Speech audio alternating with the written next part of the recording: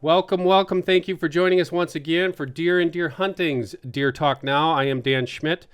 I don't know what number this is, but we are glad to have you aboard for yet another informative program. Today, we have Buddy Piland. He is with Ozonics, and he's been with that company pretty much since the start. Now, if you guys don't know about Ozonics, it started in 2007. We documented this very well in Deer and Deer Hunting, not only the magazine but the TV show, but Dr. Scott Elrod is the one who founded it. And Buddy, you can correct me if I'm wrong here, but I believe Scott was a dentist.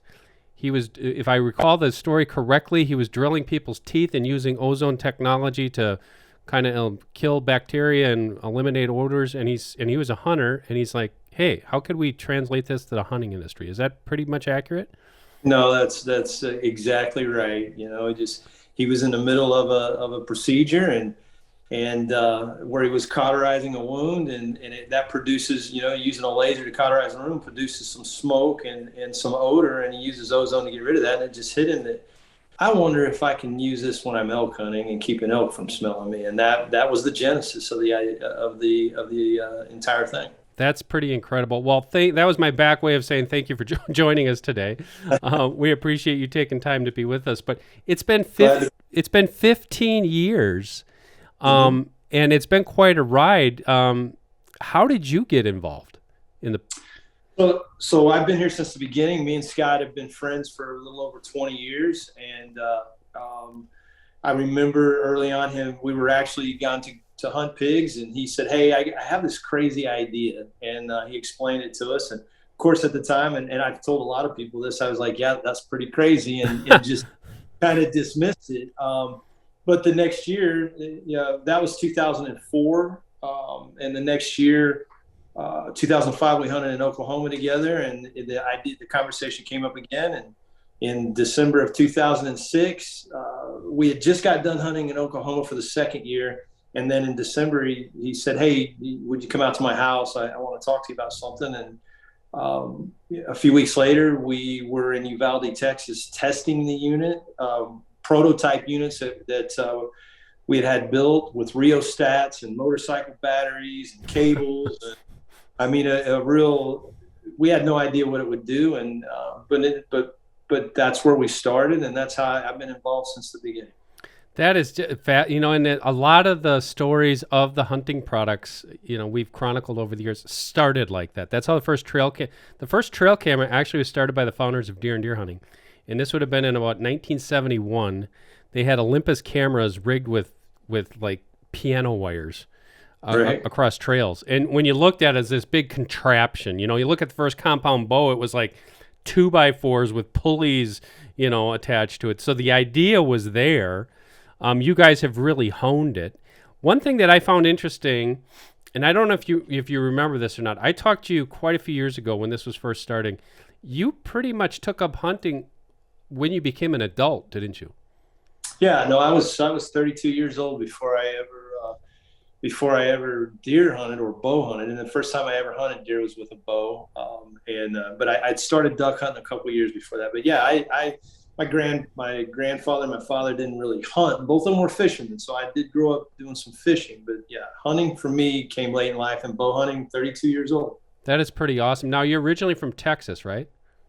Well, I roundabout. I moved here just as fast as I could. I was 9 years old when I came here, but I was born in Denver, Colorado, and lived a couple different places, and ended up here in Texas in 1980. That is pretty awesome. If you've watched Ozonics YouTube channel or their shows, you see Buddy, and you've been killing everything from elk to hogs to deer. And I know you use, and I don't, we say ozone technology. Well, you guys are the ones who invented it. So I would say Ozonics. But now I'm going to hazard a guess that probably 99% of the people listening to this or watching this know what it is, but can you just in a brief explain how the science works to it? So ozone, we didn't invent ozone, right? It's a natural occurring element that God created. Every time lightning strikes the ground, it produces hundreds of pounds of ozone molecules and distributes that. And ozone's a natural occurring oxidant. And it's basically, the science is an O2 molecule that's been fractured by high voltage electricity. And in that state, it connects to another O2 molecule, a portion of that single molecule, and you create O3. So it goes from O2 to O3. And that's in a highly agitated state, and it wants to return to its normal state of O2. And in that state, it attaches to other airborne particles, like your odor, which is a bacteria molecule, or like a viral pathogen. That would be something that it would attach to. And then it oxidizes. It begins to unravel the genetic code and destroy it. So all science-based. We didn't invent it. We just Scotty really just came up, and over time we understood that we have created a process that doesn't just destroy all odor, but for a hunter, it changes the behavior of the animal in the downwind airstream. That's the key element here, is that so many people still to this day think I'm trying to kill the odor on me. But in reality, what you're trying to do is create a scenario where the animal downwind of you never smells you. So you change his behavior when you are in his presence, meaning any other time, if you were there and he smelled you, we all know what he's going to do. We're going to see a tail and it's gone. But what we're going to put you in that scenario, give you this ozone, and now that deer's going to do something, or that bear or that elk's going to do something it never would if you didn't have ozonics. And that I should back up and say, I say you invented it. You didn't invent it, but you brought it to the hunting market. And absolutely. Another story that I remember that I thought was pretty fascinating, and we're talking about, those early tests, but didn't you guys have some contraption when you first tested it? Like, it was this big gangly device, and you're like trying to approach deer at a feeder to see how close you could get to them? Yeah, so that time I was talking about in Uvalde, Texas, what we would do is we went out there to make the technology fail, right? We had this idea, we had no idea how good it would work. So we set up scenarios where we would be where our upwind of feeders in Texas. This is a low fence ranch, about 2,500 acre low fence ranch of a friend of ours. And we would set up upwind of the feeder at about 10 yards, very close. And we carved out hollows into weesatch bushes, and we would put a guy in there sitting on the ground in normal clothing. We put a tripod between his legs with his camera, and we cut a little hole so he could film. And then we would pour corn to their feet, from the feeder to their feet, right at the edge of the bush. And we would help them set up, so we had stopped at Tractor Supply. We had bought T-posts, similar to T-posts, but they're for setting up electric fence to keep horses in. So they're plastic and they got a point.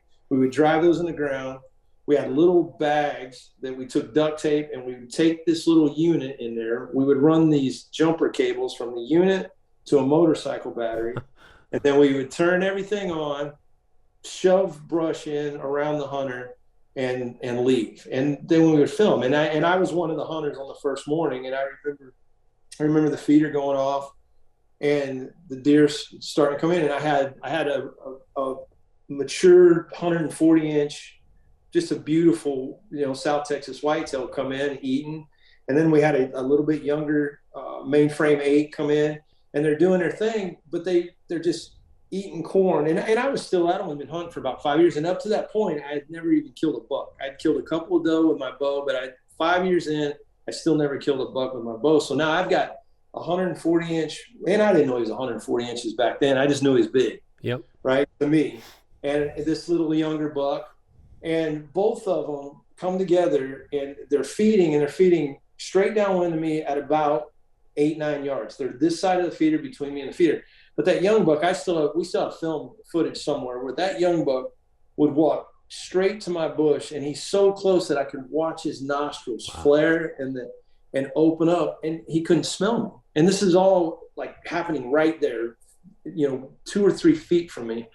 And I remember how excited I was. And the camp, we probably still have the footage somewhere of that camp that night where everybody had similar experiences.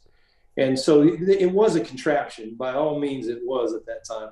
But what we did was prove concept. And that was, and at a much higher level than we expected. We thought that we could beat a deer's nose at a certain level, but we had no idea we could do it as effectively as we did. And you did it. I mean, as everybody was, I would say when it first came out, I was a little skeptical, and it just took a chance for me to use it. And there's two things that I've used in my career that I definitely say, people ask me all the time, does it work? And the first one was activated carbon. When it first came out, it worked. It was so much, and this is back in the very early 1990s. There was a shelf life on that. I'll say, because everybody knows what it is. It was original scent lock suit, the green suit that you wore under. I called it the sweat lock suit because you'd have to wear it underneath your clothes and you sweated like crazy.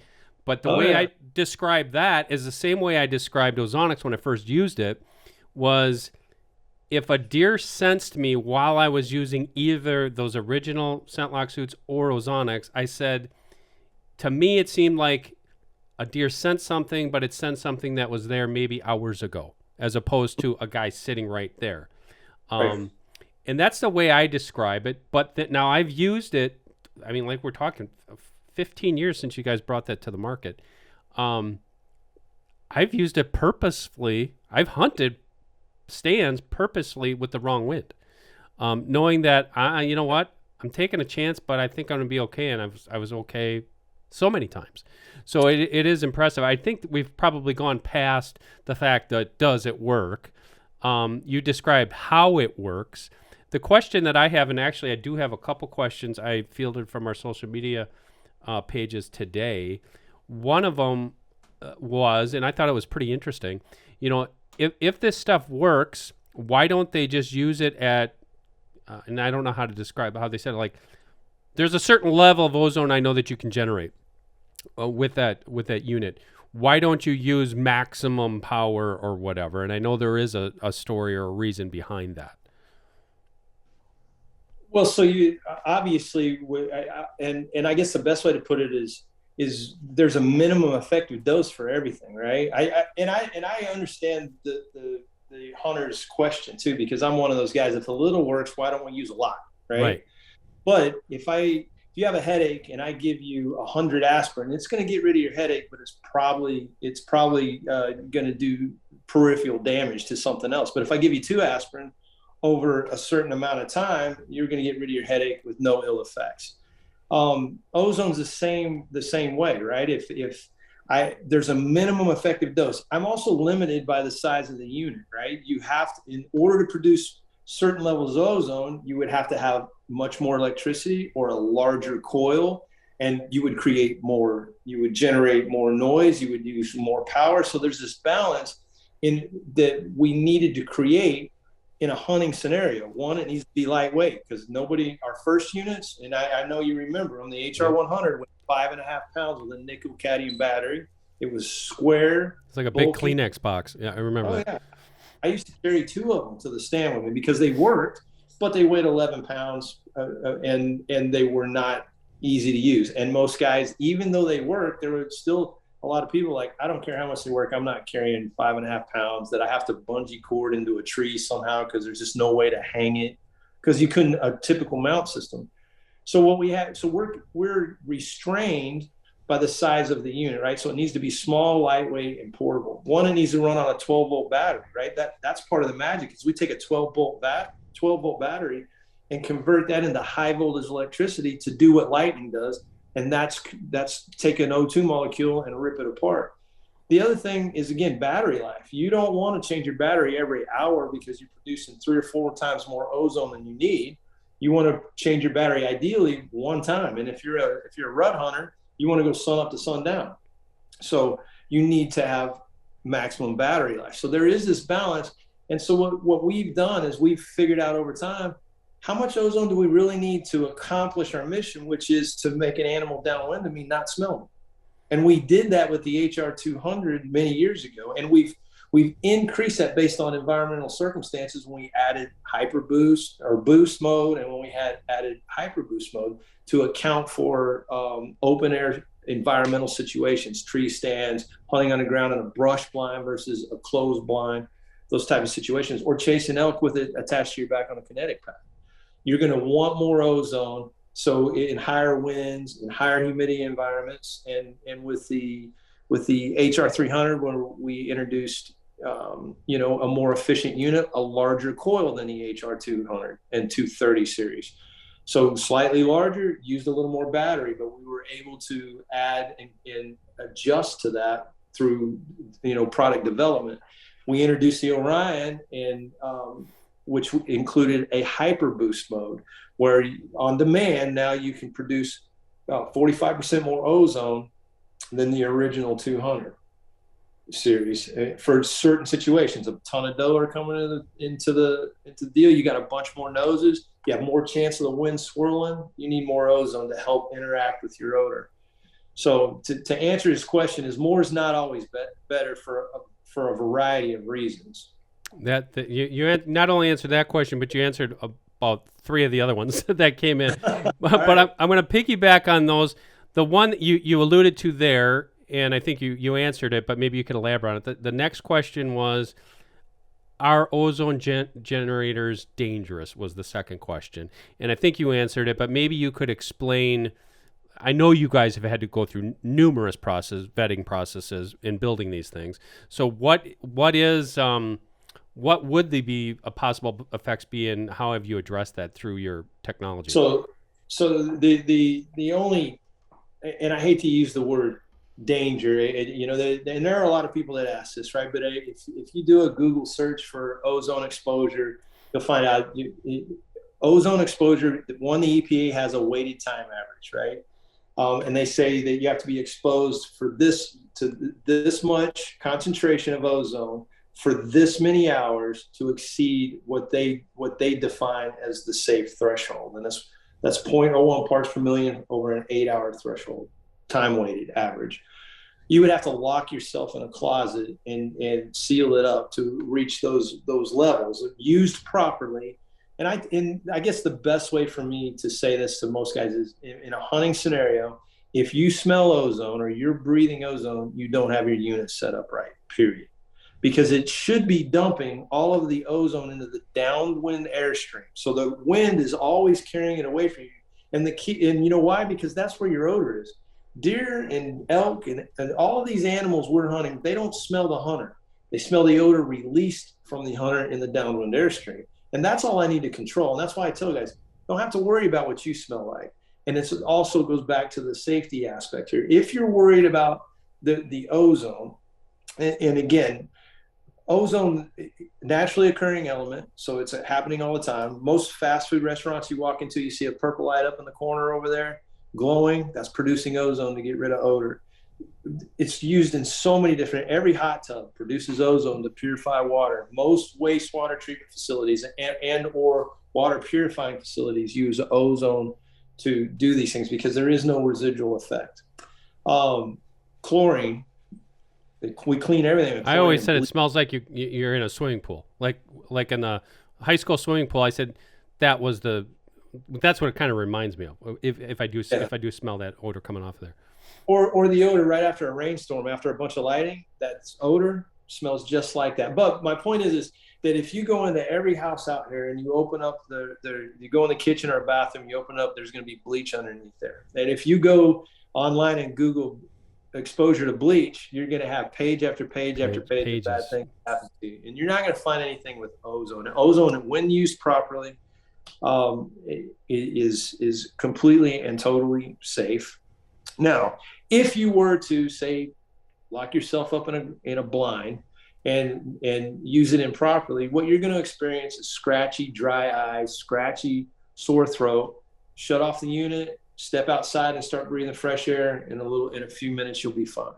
Yeah, and the one thing that I'd like to add there, for everybody who's listening to this, because this is an important take home, not only on this technology, but the hunting industry, in my opinion, gets targeted on some of this stuff because that's not safe. The other example that's very close to this, because these guys are actually going by, like you said, the EPA guidelines.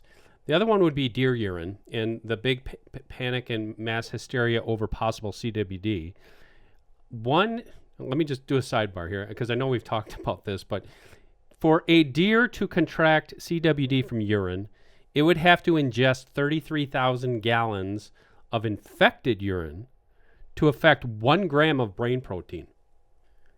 And that's what the scent industry has been dealing with. You know, Mm-hmm. the misinformation about, oh my gosh, you know, these deer are going to be getting CWD from urine. And this one is like, oh my gosh, I'm going to be getting sick from breathing in ozone. Well, like he said, go lock yourself up in a airtight container and stay in there for a couple days. Well, yeah, you might get sick, but I'm not trying to poo-poo it or make it Right. sound like that isn't a thing. It's just that it's common sense.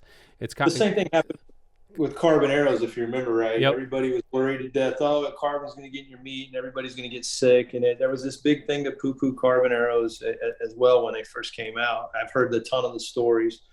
The reality is, like I said, there are more people that go to the hospital for ingestion of Elmer's glue and poisoning with Elmer's glue than there is exposure to ozone. It's simply not saying it can't happen, but certainly if it's properly used, there is no danger to the use of it in the methods we use them. What is your response, buddy, to people say, well, I can smell it, therefore it's deer have got to smell it and it can't be good for me. It can't be good for me to be using because if I can smell it, a deer surely can smell it. Right. So again, it's a naturally occurring element. Every time lightning strikes the ground, a deer smells it. Waterfalls and the crashing of waves produce ozone. So it's something they've already smelled, and their olfactory senses are much different than ours, far more keener and acute. But the other thing is as I said earlier, it's a reactive molecule that wants to return back to its normal state, and so it's reacting with everything: water particles, viral pathogens, bacterial pathogens. Anything that's in the air, it's reacting with it. So typically, ozone, if you were to take an ozone meter and begin to measure concentration out of the front of the unit, by the time you get 30, 40 feet in front of you, it's gone, right? Or it's dissipated to such a low level that even if a deer smells it, it seems natural. I know a lot of people are like, well, the deer smelled the ozone. No, what the deer smelled was you, right? Or smelled something similar to you. If you watch animals and you hunt with ozone enough, you begin, as we talked about earlier, you've altered their behavior because a couple of things happen. One, a deer has zero reaction. That means that I'm dumping enough ozone and the environmental conditions are in such a way that all of my odor was destroyed and didn't reach him. Then you see the animal that comes in, hits the downwind airstream, and whitetail are curious by nature a lot of times, but the nose comes up and they may actually walk towards you and they've got their nose in the air, they're licking it, they're checking it, but they're not alarmed. You know what? That's because this ozone has hit your bacteria molecule and it's altered it. So now he's smelling something that he's never smelled before, but it's not human any longer. So he doesn't turn inside out and bolt. Then you'll see the deer that comes in, hits a downwind airstream and gets alert, spins, maybe takes 3 or 4 steps and stops.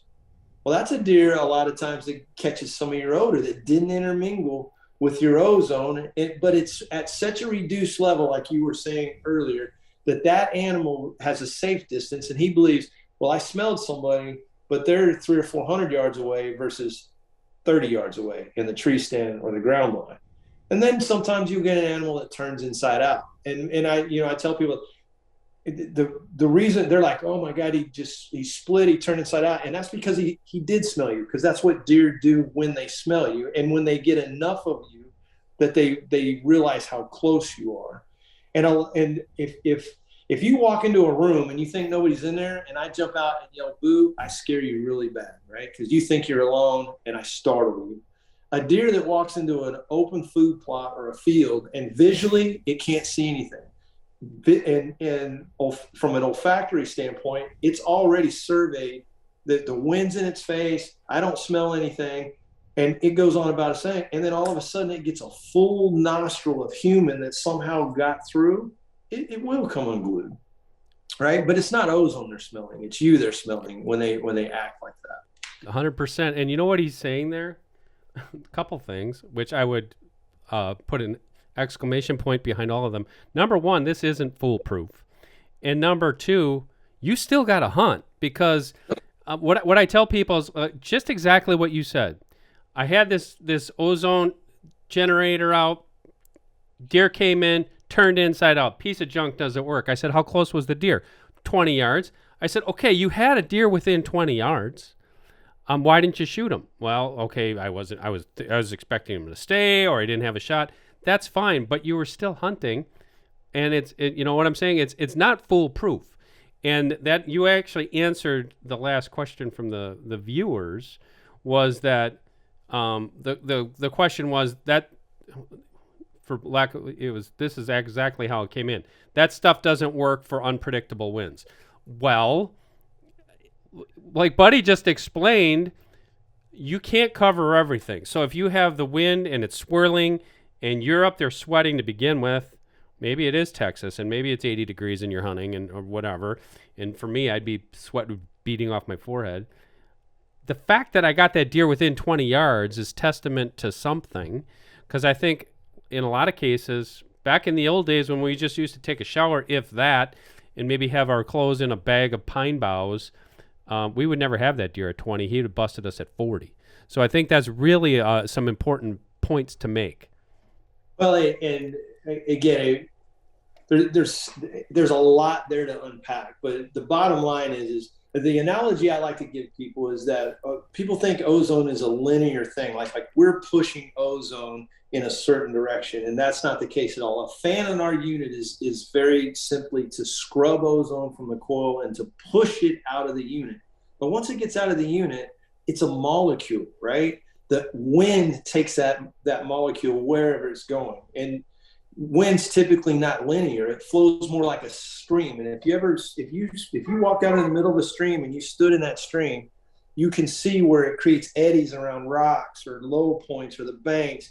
If I took red food coloring and said that's my odor, and I dumped that red food coloring in there, you will see that it doesn't instantly cover the entire stream.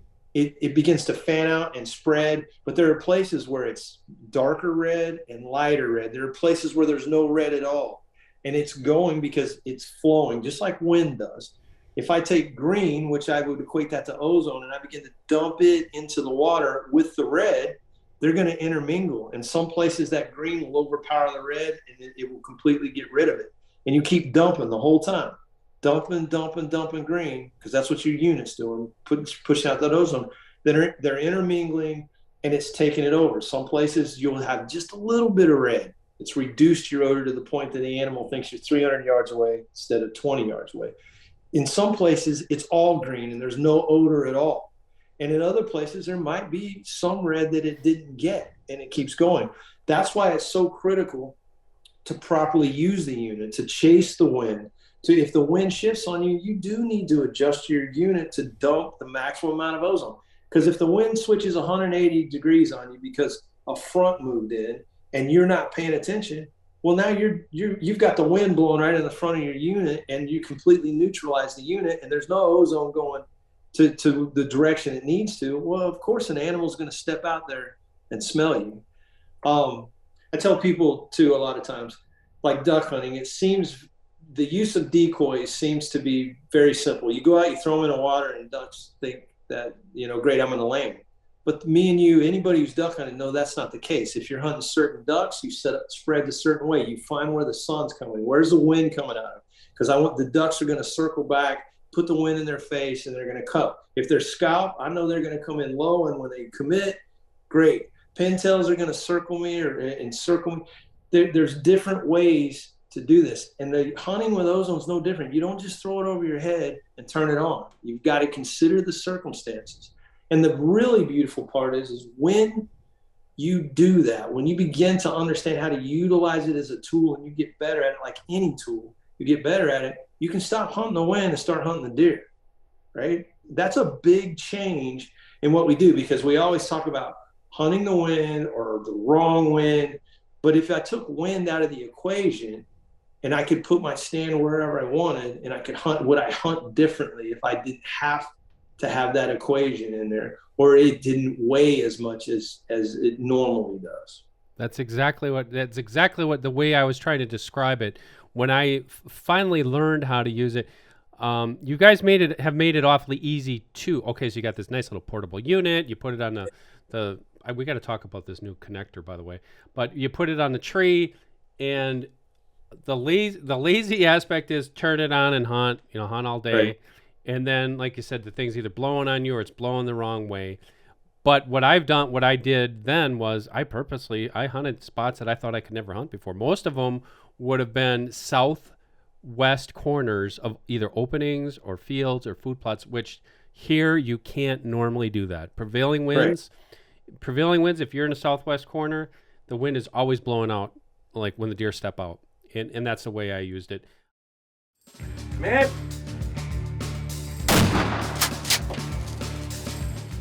Okay, everybody, let's take a minute to acknowledge one of our sponsors. That's Traditions Firearms.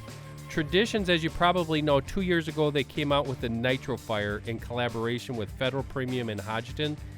The fire stick, they shoot through those guns. This has really changed muzzleloading. It's made it more safer, more accurate, and just much more enjoyable. This year, they have the Vapor Twist barrel on these guns. The award-winning Nitro Fire now features a 1 in 24 Vapor Twist barrel. What this does, it's a faster twist that helps better stabilize bullets, increase accuracy, and expand the bullet options that can be used in this gun. The accuracy, improved accuracy, comes from a couple things. Number one, that bullet, when you're seating it down through the barrel, it's seated on we're going to call it a shelf. It's a tiny little shelf where you can't push that bullet any farther than that. You crack open the gun, you put your fire stick in there, which is your charge, and it's basically sealed together. That ignition with a 209 primer makes for basically foolproof ignition, shot after shot after shot, which improves your accuracy. Check them out today.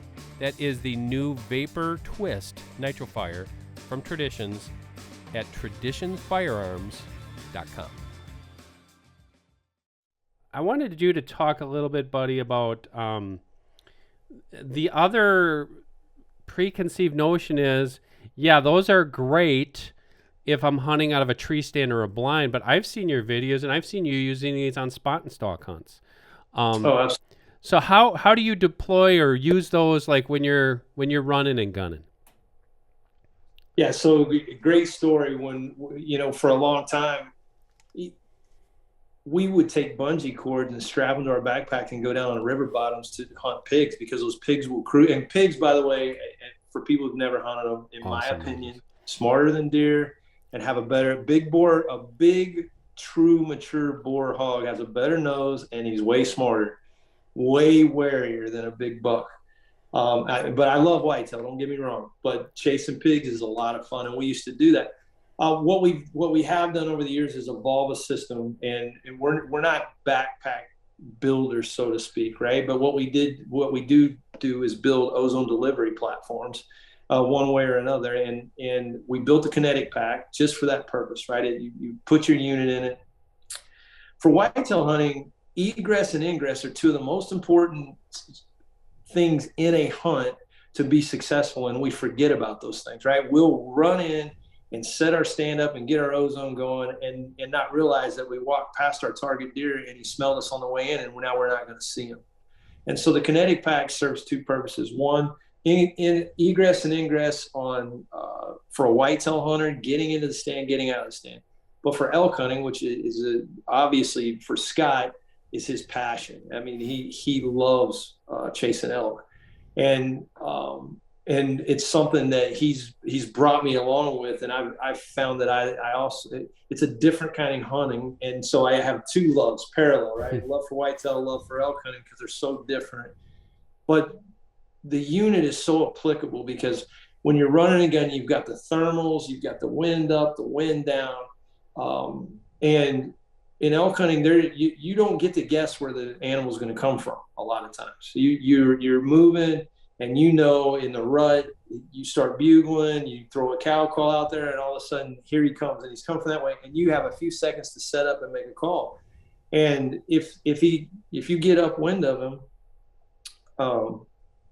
if he gets downwind of you, he's gonna bust you, or the cows are gonna bust you, and it's over. So we began hunting with the backpack and the units, and running them the whole time we're out there. And filming becomes a challenge as well, because now you got a cameraman and a guide. So we got 3 people, And if we're not all wearing it, you begin to compromise the effectiveness of the unit. So we've managed to talk these guys into doing this, and we have some unbelievable footage and have had some unbelievable success chasing elk and hogs, anything, spot stock on whitetail, mule deer, you name it. That's pretty awesome. So let's talk about the new unit. I have it here in front of me.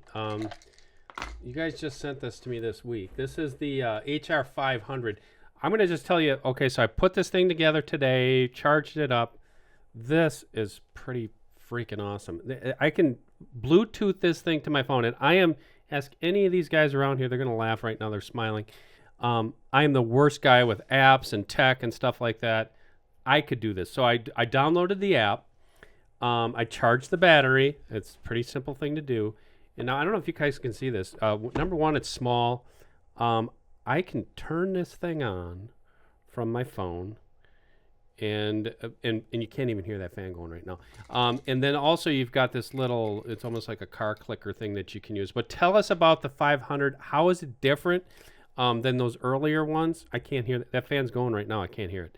And then also this is awesome. This is, if you guys have used an Ozonics, I know they've had the quick detach things before, but they have a new system here that is really slick.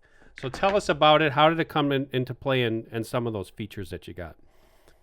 Yeah, so obviously we're always trying to improve our units and to evolve them and make them better. And so we've got a couple of challenges. I'm excited because the HR 500 is really an all new product. It has Ozonics genetics. When people look at it, they'll be able to say, hey, that's an Ozonics. There's no doubt to it. From the pure aesthetics of it, the look of it. But from that point on, it's a different animal. We completely redesigned the PCBA, the internal circuit board.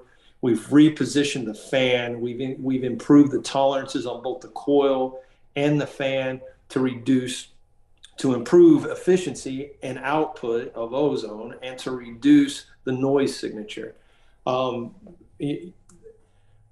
If there was a number one customer request that we've always had, it's not been to produce more ozone because it makes enough ozone. Yep. It's always been, could you make it a little quieter, right? Because it doesn't affect the animals, but when I'm standing there and it's just above my head on a quiet morning, it just, I'd rather not hear the unit. And we've taught people to turn it upside down, which reduces that noise signature and that type of thing. But we've worked really, really hard to address that issue. And with this machine, I think we've far exceeded what we expected to be able to do given the same footprint, because the same footprint's important. Guys need to be able to use, keep it lightweight, easy to handle, and get it in a tree, get it in a ground blind without a bunch of issues, get it in your backpack without a bunch of issues. So with that redesign, we were able to reduce in boost mode the noise signature by 40%. I can tell right now. Over the Orion and Orion X. Absolutely incredible. There's three fundamental elements to hunting, right? Every hunter can attest to this. If you can master these three fundamentals or understand these three fundamentals, your success rate's going to go way up. One, control the noise, right? If you're quiet as a hunter, you're going to be more successful. Control what sees you, right? Camouflage, sitting still, movement, reduce movement. Those two things complete in your control, and then control your odor. And that's where for years it was hunt the wind, and then we came along, and now you have a device that helps you manage and control and eliminate your odor. So those three fundamentals. Those things are still in the back of my mind and our mind when we develop products. And one of the things that we wanted to bring to the hunter was the ability to operate their unit remotely, right? And so the app was created not just as an information center, because it is a wonderful information center now, because there's no more guessing how much battery life you have. It's going to tell you. It's all on here. You got the weather information. It tells me it's 65% humidity. Everything's on there right now. That's really cool. Wonderful. And it's also, you can control the unit. You can change modes. You can turn the unit on, off, the whole 9 yards.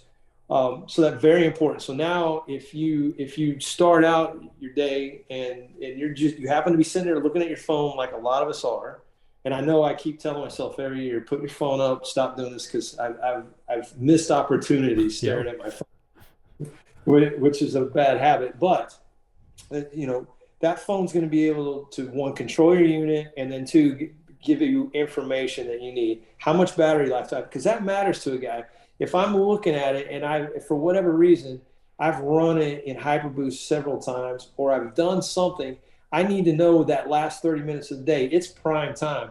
I don't need my battery dying 15 minutes into that time. So I can now check and go, okay, it tells me I've got 66 minutes left. Is that going to get me through prime time? Or do I need to go ahead and change my battery now, if necessary, to take that whole variable out of play? Because the last thing I want to do is have my target buck walk in and my unit dies, or I'm fumbling around changing a battery. So that's a wonderful, wonderful aspect.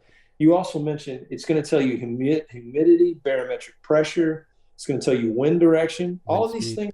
Wind speed, temperature, everything's on there. Absolutely. The other, not only for you, again, you can connect conditions, which is a wonderful thing. But again, the crawl. And then you talked about we introduced this year the key fob, or what I like to call the panic button. It's this right here. Right. It's super simple. The guy's gonna be able to attach it to his safety harness, attach it to his belt, attach it to his bow, put it on his wrist if he wants. And what that gives you the ability, again, if you've got the buck of a lifetime coming in, here comes your target buck, your dream buck, but he's coming in downwind and your unit's in boost mode. It used to be, if you wanted to execute or hit hyper boost mode to get that extra ozone just to cover you, you would have to reach up there and hit it. But now I've got my panic button. All I got to do is hit it. Everything's at my fingertips now. If I had my phone out, I could hit hyper boost. But hopefully your phone's in your pocket at that prime time. But I've got my panic button. I hit my remote. That starts my hyper boost, dumping maximum ozone for a 15-minute cycle. If I was in standard mode, it would move to boost mode and start dumping at a boost mode for 15 minutes. If during that 15 minutes I hit it again, it starts the 15 minutes over. So if all of a sudden that guy's down there, but he won't give me the shot I want, and I'm running up on my 15-minute window, I can just tap my button again. So we've reduced a lot of the movement involved. We've also taken the guesswork out of battery life, and we've taken the guesswork. If you don't know what the wind's doing because it's so light, you can look at your phone and it's going to tell you what the wind's doing and how to position your unit.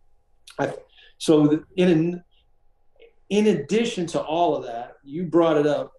We introduced a smart arm about 2 years ago. It's standard with the Orion X and standard with the HR 500. This was a real game changer. It gives you the ability, one-hand operation, when you learn how to use that to help position your unit. Such a critical element is the positioning of your unit in whatever setup you have, especially in trees, because every tree is different. And with the shorter 4-inch mount that used to come standard with the Orion, is a little more challenging. Even when you added what we call the extension arm, back then we had an 8-inch extension that you could add. It helped tremendously, but it still wasn't nearly as effective as the smart arm is, and is easy to use. The smart arm is created based on our easy mount system, which is the stud friction lock system that all the units have. And you just pop your unit on, pop it off. Yep. We've also gone back to the original, what we call a T screw from the L screw, and the T screw was absolutely bulletproof. You could drive it into a mesquite tree if you had to. You just grab it with your hand, punch the tree, and it's so sharp. It has such a good curl on it that it's self-starting. We've gone back to that as a standard tree screw as well. I used to use the original when you first came out with the first bracket or whatever you call it. I was always fumbling around, so I would always have the unit attached, and I was like using the unit to like I said, big Kleenex box, turning that into the tree, and then at the end of the night, turning it off because I didn't want to detach it. One thing I didn't even think about, the other thing that I always fumbled with, because I never knew, so I'd always carry 2 batteries, as most people did. And then, like you said, it's getting to be prime time. I'm very cautious, conservative guy. And I was always, I sit down 99% of the time when I'm hunting. I shoot all my deer sitting down, but I would stand up an hour before, dark, Mhm. change that battery no matter what. That is a game changer, just to be able to look at my phone. Like you said, it's got 60 minutes left. It's got 20 minutes left.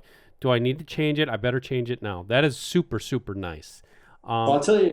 Go And ahead. I'm go sorry. ahead. And I was just saying the panic button is nice in the fact that we've had that before where you have a deer step out and like you said, excuse me, but they're like, crap, he's coming right in and I don't want to take a chance. And I'm certainly Right. not going to stand up and try to find the button and put on my glasses and all that kind of stuff. I can do it right there.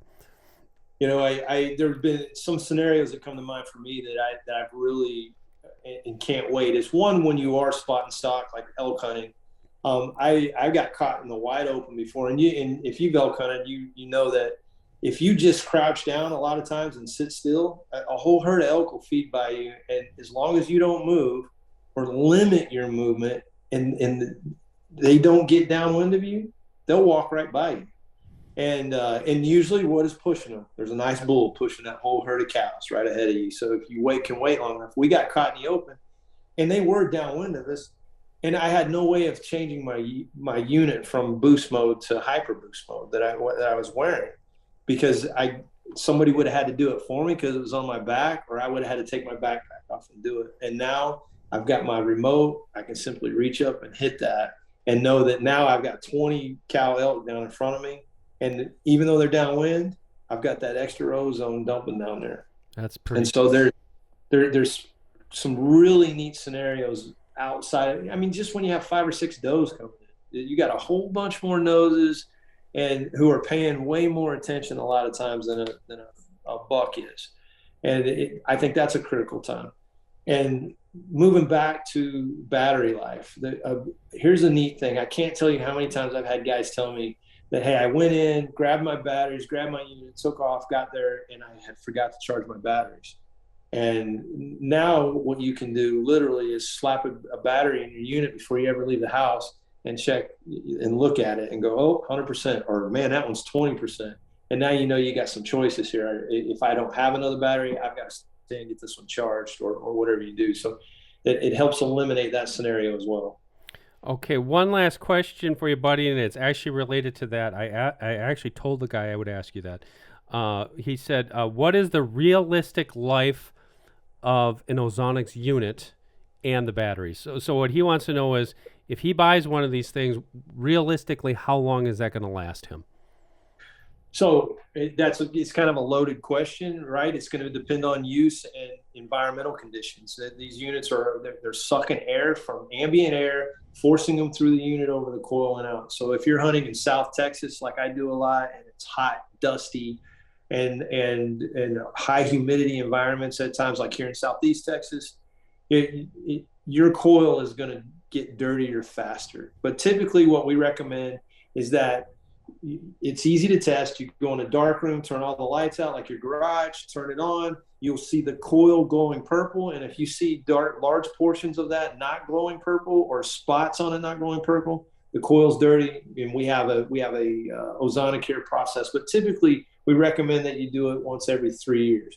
If you're a guy that runs your unit constantly, you hunt, you're a professional hunter, you're putting 40, 50 days a season on the unit, and it's all day long on a unit, well, you may need to do that once a year. Send that in or think about that. But if you're using it in your kitchen, or you're using it in your garage, like a lot of people do, as soon as they figure out how powerful it is, the kid spilt milk in the car, and now I've got a rotten milk smell. Well, they've got their unit out there powered up, hyper boost, running it for an hour or two to get rid of that odor.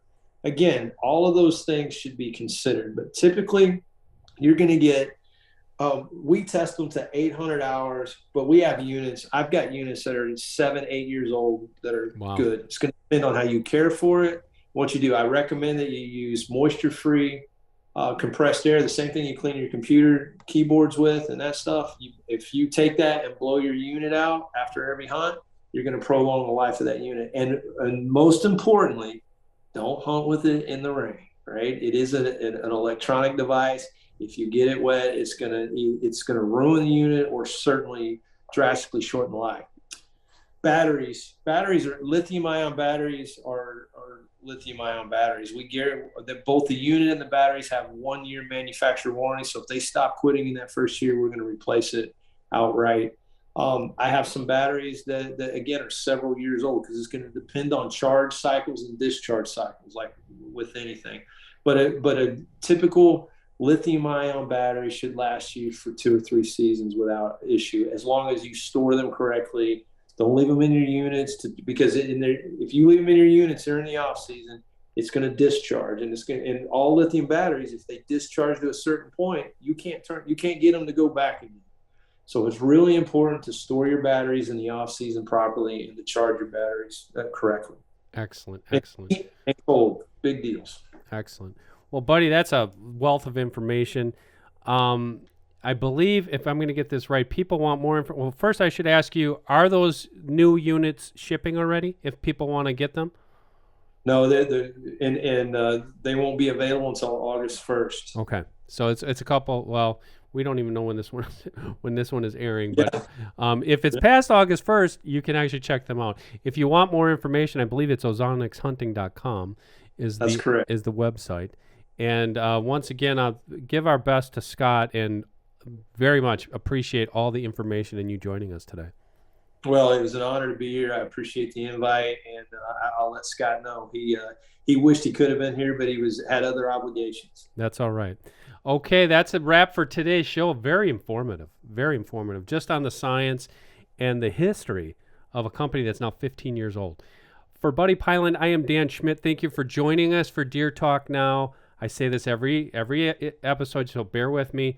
If you're listening to this on the podcast platforms, thank you. Please like and subscribe. If you're watching the video versions on YouTube, Facebook, wherever you're watching these on our own website, again, please like and subscribe. And we thank you for your support, because it's your support, just listening, watching, and just clicking a like button is what makes these possible.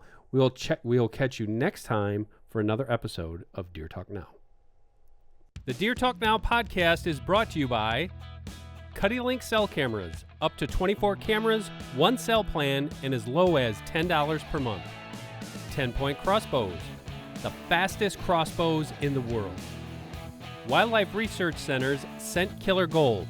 Apply it, dry it, and go hunt. Full range hanging systems, the best way to display your shoulder mount trophies.